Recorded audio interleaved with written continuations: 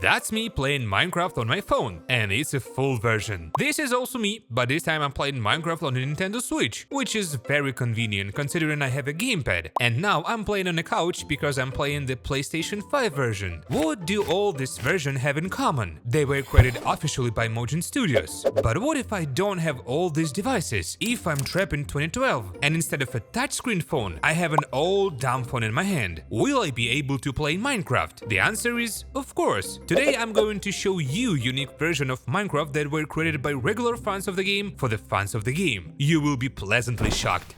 Once upon a time, I could only dream of having a phone like this. Now I bought it on the secondary market for only $30. In front of you, stunning Ericsson K800i, Bluetooth, infrared port, and most importantly, an incredible camera with as much as 3 megapixels. And it is hidden behind a special cover. If you pull it off, it automatically launches the camera application, though the phone was released in 2006, by the way. I think you and I are now ready to dive into 2012 and see how people played Minecraft on a similar phones. The first game in our list is the Comcraft. Let's fight it up. Comcraft is the most legendary game of the time. I remember how at school all my classmates played it right in class, while I watched them to do it with a little envy. After all, to run this game you would need a really powerful phone. Let's start with the fact that the game was paid for. What was the price? I can't tell you that. I couldn't find that information. But then, to get access to the full game, you had to send an SMS to a special number and later come a special activation key. By the way, the game was developed by a guy from Poland. His name is Piotr Wójcik. What does he do now? It's difficult to say. There is very little information about him in general. Okay, as soon as we open the game, a well-known and even familiar menu pops up in front of us. At the top is the logo of the game. Right below it are the splash screens. Yes, they change every time we enter the game. If you go to the credits menu, you can even find out that a unique music was written for this game, written by a certain Bartolomeo Bymowski. Several mods were also written for Comcraft, all by the same person, but unfortunately they do not work for me. Even more, I will say, third-party texture packs were supported, and here they are still available. Everyone can download them, and in general, if you know how, you can draw yourself. Nothing complicated. I, for example, added a Krigging Heart and a Creeper. What surprised me most of all, this is fine-tuning. At the beginning of the original Minecraft was not so fine-tuned configuration of the game. We can turn on anti-aliasing graphics, show FPS, setting down a distance from small to super-duper distant level, fog, field of view, show the interface or not, enable the debug menu, and even choose the size of the screenshot. I realized that these settings aren't much of a surprise now, but it was 2012 and the phone was ultra small. Settings like this were something really incredible for dumb phones. Yeah, what can I say? You can set a server for this game and play with your friends. Okay, we can start creating a world. In total, we have two types of world, flat and regular. For the flat world, you can choose the number of levels, minimum 1 block and maximum 15. Also choose the size of the world, minimum 64 by 64 blocks and maximum 1024 by 1024. It is possible to enable comments, but I have not understood how to use them. Perhaps it is for the server. The regular world is configured in the same way, except for the choice of levels. In the game, as you may have realized, there is no survival mode, but it is entirely a 3D game. Such games at the time there were few, because they were very demanding. To run it, you need roughly speaking powerful phones, but they were expensive, and this only reduced the number of possible audience that could buy such a game. Okay, the world of the game is extremely strange. At first it seems to be the most typical, but for some reason the world generator starts to fail and copies the same areas, similar to that bug in the Java version of Minecraft that created the same parts of chunks to infinity. Mobs in this game clearly do not exist. Here in general there are no entities. The world is completely deserted, but the player has the opportunity to summon them. Well, almost. To do this, in the block section menu you need to select the block mobs. There are not so many of them. A chicken, a cow, sheep and a pig. It is clear that they will not move. They are ordinary blocks, but for an entourage can be suitable. They are also unique blocks in the game. They have no exact name, but I will call them block symbols. What is their point? They are like the heads from Minecraft have letters on them. And then by clicking on the block we can select the desired letter. Thus we create different titles. It certainly takes a lot of time, but in general it looks fun. But you should take into account that the entire alphabet could not fit on one block, so the first part of the letters on the one block and the rest on the second. There is also a block with numbers and symbols. In general, the control in the game is very dull. Well, you can say so. It is very slow and maximally not rotatable. The game has two versions: multi-screen with a touch control for more advanced phones, and also the version which is controlled by only buttons. There things are even worse. If in usual Minecraft we have 9 hotbar slots, here there are only 3. The menu for selecting blocks is very similar to what we had in the old version of Minecraft. Convenient, but there are not so many blocks. There are no functional blocks in general. All of them are created only as decoration. But there is a trick blocks. For example, the furnace. There is nothing to smelt in the game, but if you click on it, the fire will turn on. A carved pumpkin turns into a jack-o'-lantern when clicked, and a chest will draw a grumpy creeper's face. The funny thing about water and lava is that they behave like the in-depth version. If we place any liquid on a block, it starts to fill all empty blocks and can spread straight to infinity. Even more, I will say, after the contact between water and lava appears cobblestone, and if the opposite, obsidian. Think about it. The author of the game really thought about even such moments. Of course, what Minecraft without TNT? This version was no exception. There are as many as 3 of them: red, blue and black. In general, they do not differ in any way, only the texture. But you know how to activate them? There are no flint and steel or redstone in the game. It is simple. There is a special detonator, but at the beginning I thought it was a laser pointer. You must agree it is really similar. To activate the dynamite, you need to take this item in your hand and select TNT.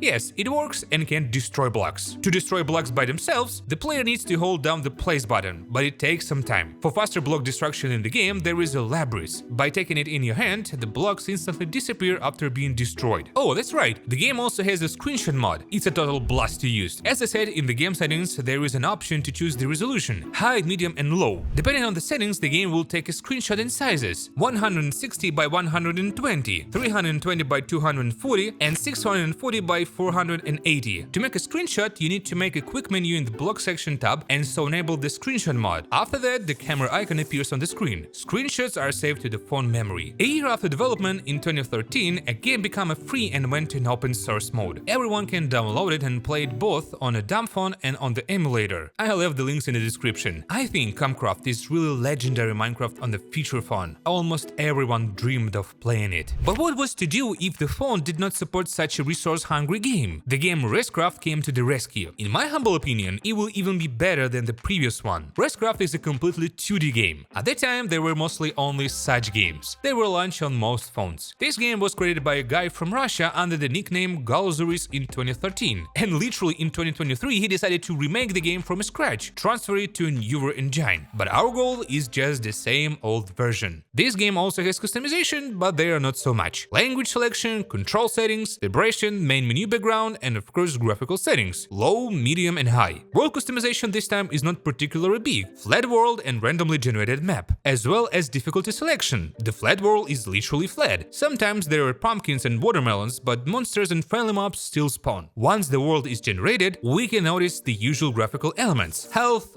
hunger and water breathing. Instead of the usual 9 hotbar slots, there is a 6. There is an experience bar and a number of levels, as well as the demonstration of our armor. In the game, there is a dynamic change of day and night, but it works very strangely. The day passes very quickly and the night stretches for quite a long time. In addition to the change in the cycle of the day, there is also a change of weather. It works just as strangely. In a matter of the seconds, it can start raining and then suddenly change to clear weather. Or vice versa, a clear day can be replaced by a terrible thunderstorm and lightning strikes. In general, it does not really affect the game. What is not unimportant in the game, there are biomes. For example, snow biome, and in it instead of rain begins snowfall. They are forest and plains. What can we talk about if in this game with the help of obsidian you can create a full portal to Nether? Yes, it also needs to be lit with the flint and steel and a portal block appears, which takes the player to real Nether. It's a separate dimension. It even has some good old zombie pigments. Overall though, it's still pretty empty, but it's funny that there is even a Nether. You think that it's? What about the end? Yes, it also present in the game, but as I realized, to find the portal room meaning the stronghold will not work. It's just not in the game. To get to the end, you need in creative mode, yes, it is here too, to take an ender pearl frame, place 1 block, and 3 blocks later 1 more. Then a portal will appear. Entering it will take the player to the end, which, yes, has a full-fledged ender dragon. It's a true boss in the game. I will not tell you what happens after killing him, you have every chance to find out for yourself. The game is really very cool, but sometimes hard. For this is spent very quickly and hunger comes. And as soon as the scale drops to 0, the player dies, and the accumulated stuff disappear. It's a bit frustrating, but for this there is a peaceful mode of the game. I don't know whether it's a bug or not, but even on a peaceful difficulty there is a hostile monster that just can't do any harm. In the game there are creepers, spiders, zombies, skeletons, and even endermen.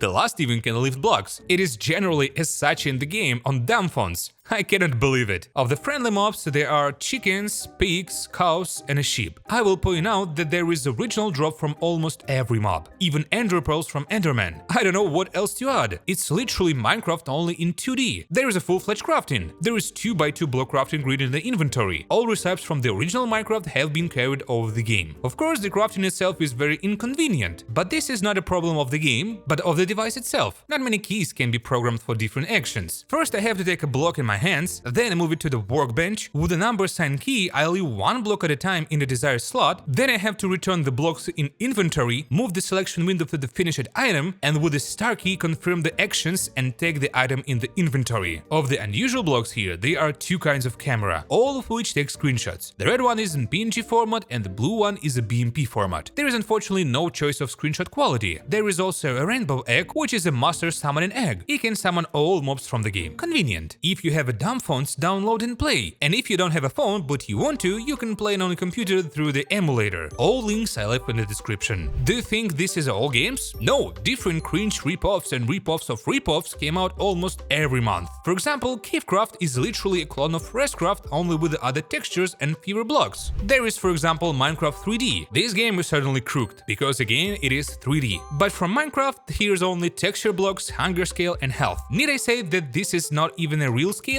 These are just pictures. We also have slots and inventory, but we can't choose or use anything. They are just placeholders. And the blocks in this game are not blocks at all, but something as strange and obscure as possible. You just walk around the map and can't do anything. In fact, here everything is very simple. It is roughly speaking a modification to a fairly popular at the time of the game, Left 4 Dead, which in turn was a clone of the computer game Left 4 Dead. So you understand how everything is organized here. Sometimes the game just changed texture and passed off a completely new game, but those were the times. I can also highlight rather the fun game, also from a Polish developer called Rcraft. Here, unlike the previous 2D game, our task is to create our own world. There is only a creative game mode, a small funny character which is something like Steve, and a really large number of blocks. However, the choice of these blocks is really weird. You just pick each of the available blocks in turn with the keys. It takes a lot of time to get to the right one, but in general the game is really fun. You just seem to be in creative mode to create a 2D world of Minecraft, which then you can explore yourself, because there is an option to exit the editor mode. Yes, in those days we had fun as we could. In fact, there were a lot of games for such Dumbphones, and for the most part they were very cool. For example, Assassin's Creed, Iron Man, Gunster City, Spider-Man, and my favorite Gothic 3. And these are just the most mainstream games. Believe me, there are really cool titles that will help to brighten up your everyday life, or on contrary, remember the old times. I even wept a little when I launched those old versions of Minecraft. And what's to hide? I downloaded the old games again and now I'm going to play. In the description, of course, I left all the links so that you can also play if you have such a desire. Write whether you have tried to play similar games, or on the contrary, if you have ever played them. While you're waiting for the new video, I advise you to watch this. They are also very interesting. Subscribe to the channel, put thumbs up and click on the bell. We'll hear from you again, because we're discovering Minecraft in a new way.